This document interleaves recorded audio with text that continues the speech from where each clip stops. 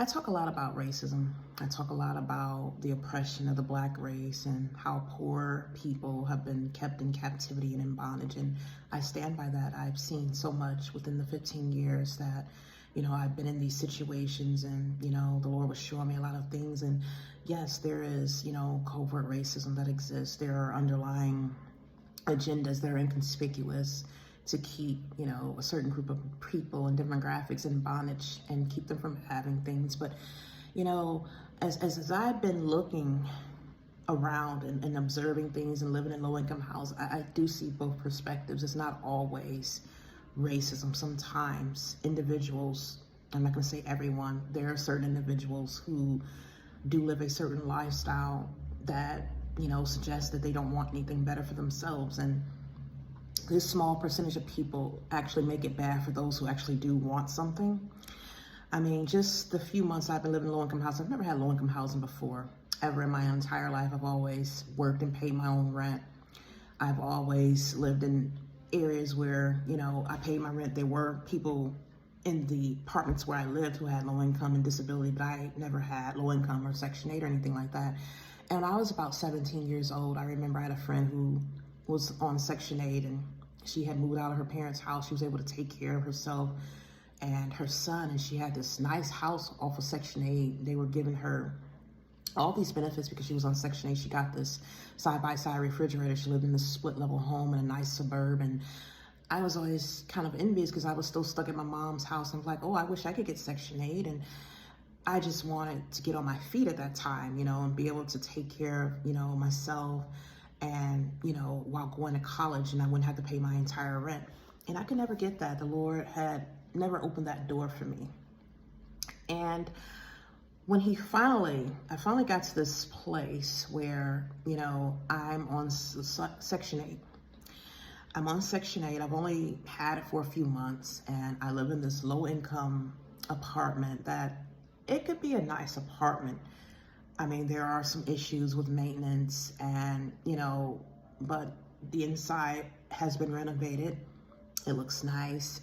We're in a neighborhood where I wouldn't say it's the best neighborhood, but it's not the worst either. There is a library in very close proximity. There's a church right next door to the apartment where we stay. And every morning I wake up, I actually, have neighbors, some above me and some below me, beneath me.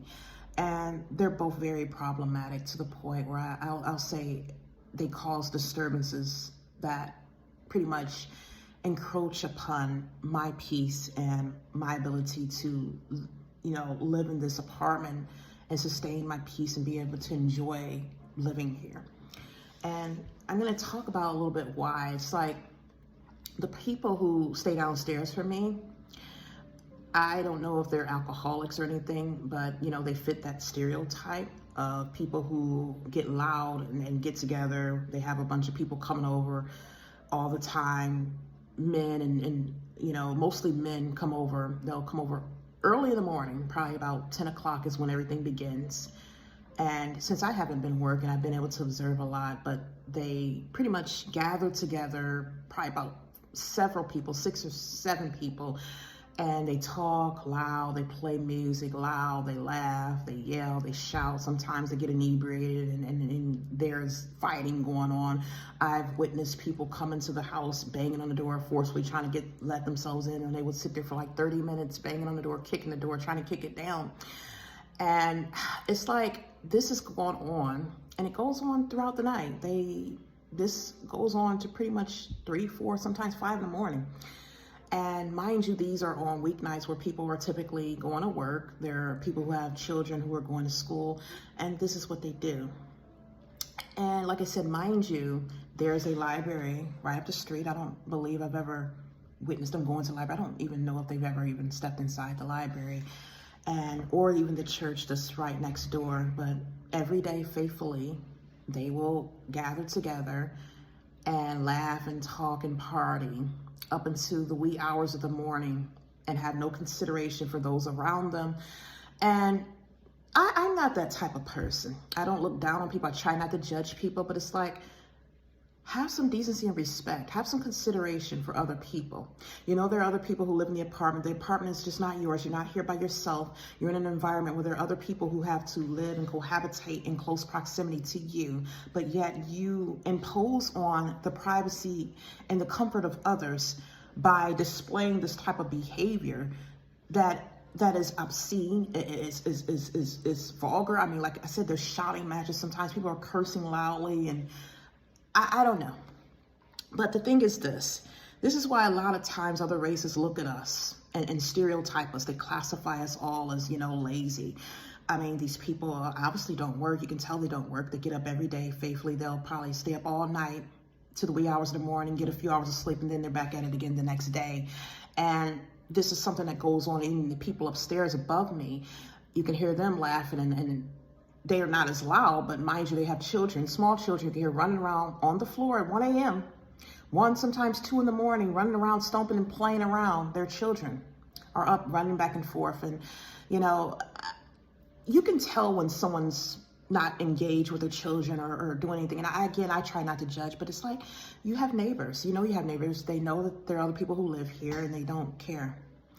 And this is why other races look down on us and say, you know, we want to be this way. This is what we want. When you're sitting here getting up early in the morning, drinking, partying, and doing all this stuff, doing something constructive in your life. Even if you don't have a job or you can't obtain a job. Like I said, there's a library up the street. Have you ever gone there and gotten a book to read or get on the computer to learn something, to educate yourself? But you're sitting here all day gathering together early in the morning, all the way to the wee hours of the middle of the night, while other people need to rest. And this is what the behavior that I'm subjected to.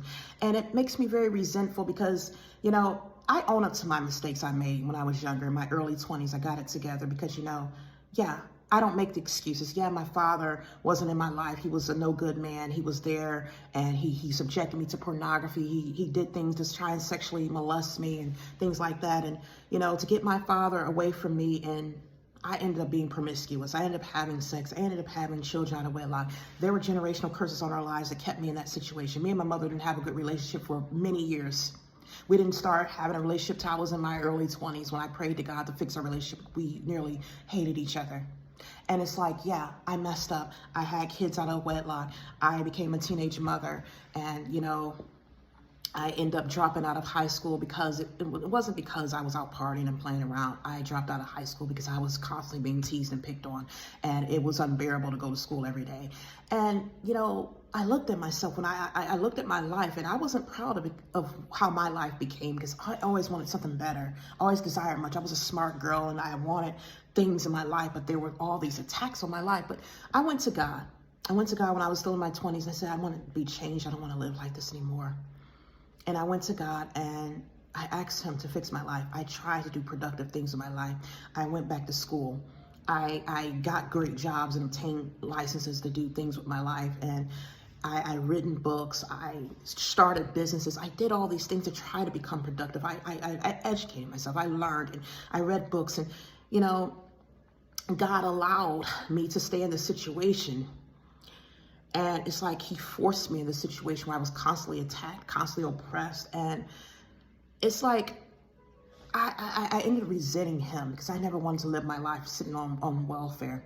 I never wanted my life to be subjected to this. And it's like I look at people, and I don't mind fighting for people and helping people. But it's like when you have people like this who will sit here every day and they don't want anything better with their lives, or I don't know what the issue is, but I don't like being subjected to this. And I love my son more than anything. I wish he was here. I wish my daughter was here, but I'm kind of glad right now that my children are not here to witness this type of environment, because I have never really had my children living like this, around this type of situation. Like I said, I've always paid for my stuff. I had CMHA one time for probably less than a year when my kids were very small. And it did not last long. It was horrendous. And I moved out and I got my own place. I worked ever since then. But I've gotten placed in a situation where I cannot have anything right now. And I have to live on low income. I have to live on Section 8. And it bothers me that, you know, God has allowed this to happen to our lives, where, you know, he has basically allowed my life to be destroyed to help his people who, like I said, are not trying to do anything to help themselves. If you have generational curses, why can't you go to God?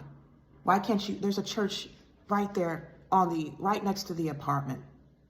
If you really want help, there are people out here who are trying to help. They might not know everything about your situation, but you can also sit at home.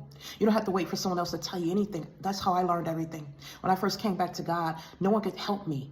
No one could tell me what was going on with my life. I had to sit at home. The Lord kept me at home. The Holy Spirit ministered to me. I read my Bible every day. He led me to different books that I had to purchase, or I would listen to certain podcasts and videos. And like I said, I don't think I'm better than anyone. People used to always say, oh, I think I'm better than anyone. I think I'm better than everybody. Or we're stuck up. They would call us stuck up because we kept ourselves. We were quiet. I just had a very low tolerance for ignorance, and I still do. And this is why I keep to myself. I don't associate with these people because I know the type of people they are. I don't try to get involved in people's problems, because I like to keep peace and I like to stay away from it. It's not that I think I'm better than people. I just don't want to get involved in your mess and entangled in your mess. And it's like, I try. But sometimes, people have to be accountable for themselves. I understand people might have had trauma and things that happened to them when they were younger or their childhood, but you can't keep using that excuse, especially when you're in your 30s, 40s, and 50s, and you're still running around doing the same thing, you commit the same behavior. It comes a point in time, when are you going to take accountability for yourself? When are you going to get the help you need? Or are you going to just stay stuck because you want everybody to feel sorry for you now and carry your burdens and your weight? I don't expect people to help me. I ask for help, but if people don't help me, it's okay. I have really never had anyone to help me with anything. Like I said before, me and my mother suffered, and we sat in a church for years and no one even helped us, not even the church. Even now, when I had my kids taken from me, you think anyone reached out and helped us with a thing? When I didn't even have money to pay for an attorney. And it's not because I put myself in this situation. It's because I had to be sacrificed to do God's work for his people. And I've been in a situation where I've been relentlessly attacked and assaulted and oppressed to the point where I cannot work. I cannot keep a job. I cannot buy my own home. I cannot take care of myself. Like I said, when I had a car, everything I get, they destroy my physical possessions, that I sit here living in a dire poverty and in bondage. After I make this video, I'm going to go down to the welfare building and ask them to put my food stamps on my car because I have no money to pay for food throughout the rest of this month. I bought, with the little bit of money I had, I spent it on groceries, but that's not going to last me. And that's the situation that I live in. I live in that situation because God has allowed me to be a sacrifice. And yes, it hurts me because this is what I wake up to every day. People who are, this is what they live like. And I don't know why. Like I said, there are some people, yes, there are people who have been oppressed. There are people who've been a target and purposely kept in captivity. People who really want to do things for themselves, who want better for themselves and their families.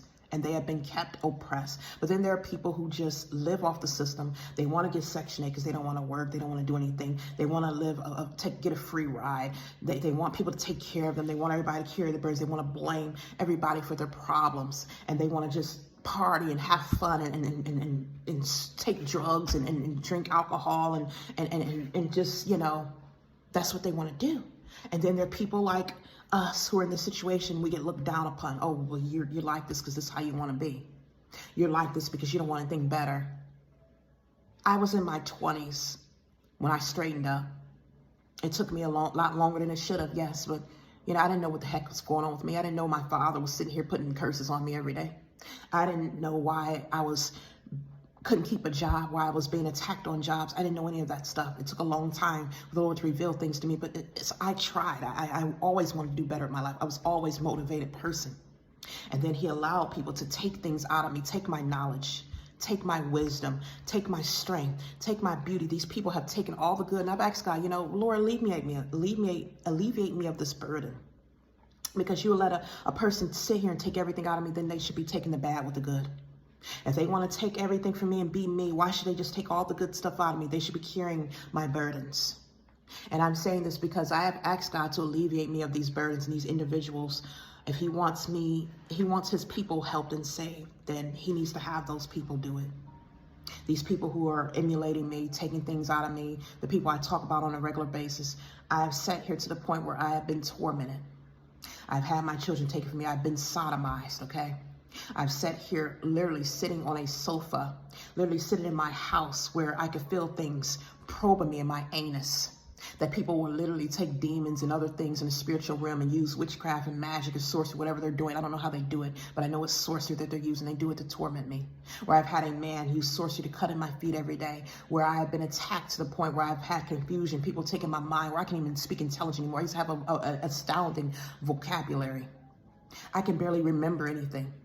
I talk like an uneducated fool sometimes because people have taken so much. The Lord has shown me that they have taken all of this out of me, but He's allowed it. And you did all this to sacrifice me for people. Like I said, I don't like to keep playing the victim. But the thing is, I'm at the point where I'm beyond frustration. When I have to sit here in a low-income house that I cannot even enjoy and be around people who sit here and literally just have a party 24/7 and do nothing with themselves, nothing productive, nothing constructive, nothing positive. I am not like that, and I don't like to be lumped around people who are like that. I have never been able to be around people who are like-minded. Like-minded individuals, not saying that, oh, you have to have everything, but carry yourself with some dignity. Carry yourself with some class. You don't have to sit here and just because people think you're a certain way, you don't have to behave the way people have put you in the box to be. You don't have to behave ghetto or ignorant. You can become something better, even if you don't know anything. There are so many free things. There's even websites where you can go to and take free college courses and get certificates. There is so much that is at our hands now. There is really no excuse for people to be in this situation. And I'm not in this situation voluntarily because I destroyed my life. Yes, I take accountability of everything I've done when I was a teenager and in my early 20s. I screwed up big time, but I shouldn't have to pay my entire life for mistakes I made when I did what I had to do to get myself back together and back on track. And now me and my children are suffering the consequences. If I had to take accountability and carry my own cross, then other people should be made accountable themselves. I shouldn't have to carry the burdens of people who want to dabble in sorcery and witchcraft, or who want to become alcoholics and drink all day and night and blame mama for something that happened 40 years ago. I should not have to be in that situation. God is right there. I know he can help anyone. If He can help me, He can help any of these people. If they just go out and call out to Him and do the work that's needed. A lot of people don't want to do the work because they don't want to be involved with the labor that it takes to carry their cross. There's a labor that is required, meaning you have to pick up your cross. Picking up your cross is not easy. It's not easy. Why do you think picking up your cross is something that's simple? No, it requires you to utilize some effort and some strength. It requires you to endure some type of pain. It's uncomfortable. But it will help you get to that level, because once that cross is raised up, now you could cut off all of the other stuff that has been holding you back. You can come out of your bondage. Yes, it's difficult to carry your cross, but it's even more difficult to stay in that bondage permanently. But people don't want to come out of that bondage because they don't want to carry their cross. But instead, they want to do this. They don't see that you're destroying yourself. And it's a lot worse than picking up your own cross, the stuff that you're doing. Because you don't want to make the sacrifices to live right. You don't want to make the sacrifices to do what it takes. I had no excuses. I made no excuses. When God told me, when I said, Lord, I don't want to be addicted to pornography anymore. He made me quit cold turkey. I had to get on my knees and pray out to Him every day. Some moments when I was so weak, I would get on my knees in desperation, crying for God to help me. I had to read scriptures. I had to pray. I had to fast. When I wanted to lose weight, even at 250 pounds, and I had an addiction to food, God made me do the work. He didn't wave a magic wand and say, oh, you're going to be healed and fixed. No, I had to do what it takes. And that's what the problem is. People don't want to do nothing. They don't want to sacrifice, do any hard work. You can wake up and you could be hanging out at 5 a.m. drinking and congregating, but you can't get up and go look for a job. You can't go to the library and learn. You can't enroll into a college course. You can't go out and run and exercise or go to the gym. You can't do anything healthy, but you can sit around and you can get up bright and early to go to somebody's house and drink alcohol and laugh and fight and carry on. I mean, really, it's sad. And I don't say all of this to make people look bad. I don't say all this because I think I'm better than anyone. I say all this because I am frustrated. I had to lose my life. I am frustrated. Me and my children had to lose our life. We never made anyone carry our burdens. The only one who helped me was my mother. She was my mom, and she prayed for me. That's all she could do. She prayed. Even though we weren't as close, she prayed for me. That's one thing. She prayed. And I was able to come out of that bondage. I was able to pick myself up, and I've tried to pray for God's people. I've tried to help them, and it's like, if you don't want to help yourself, there's nothing I can do. I should not have to be required to continue to suffer for the same people who just want to keep sitting in their situation. And this is why I say, it's not always racism. Racism does exist. Oppression does exist. Bondage exists. Sorcery exists. But sometimes people make their choices because they want to stay in their own bondage.